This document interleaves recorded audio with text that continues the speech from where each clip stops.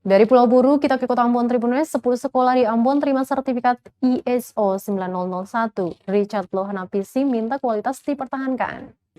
Wali Kota Ambon Richard Lohana PC meminta 10 sekolah penerima sertifikat ISO 9001 2015 dari PT Abrasa International Sertifikasi memerintahkan kualitas dan mutu. Maksud kami sejumlah sekolah tersebut yakni SD Negeri 11, SD Saverius A1, SD Latihan 1, SD Kalam Kudus, SD Lentera, SMP Negeri 6, SMP Negeri 4, SMP Negeri 14, dan SMP Lentera, serta SMP Kalam Kudus. Sementara dari 10 sekolah ini, 3 sekolah dinyatakan terbaik menurut standar PT AIS, yakni SD Kalam Kudus, SMP Negeri 6, dan SD Negeri 11. Selain itu, kualitas satuan pendidikan juga harus dipertahankan dan terus dikembangkan.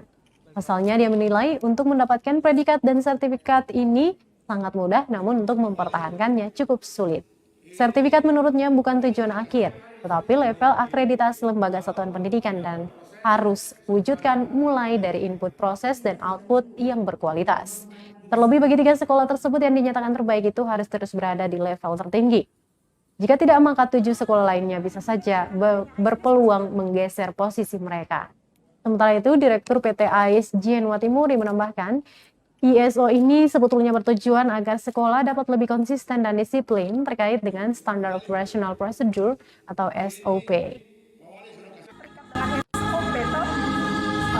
Seperti lulusan nanti sekolah ini, mereka tidak boleh biar begitu aja.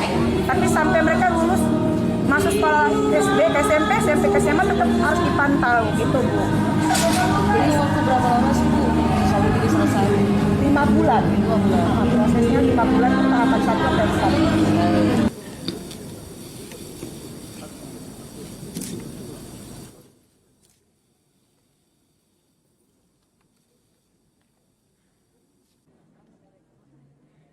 Terima kasih sudah nonton. Jangan lupa like, subscribe, dan share ya.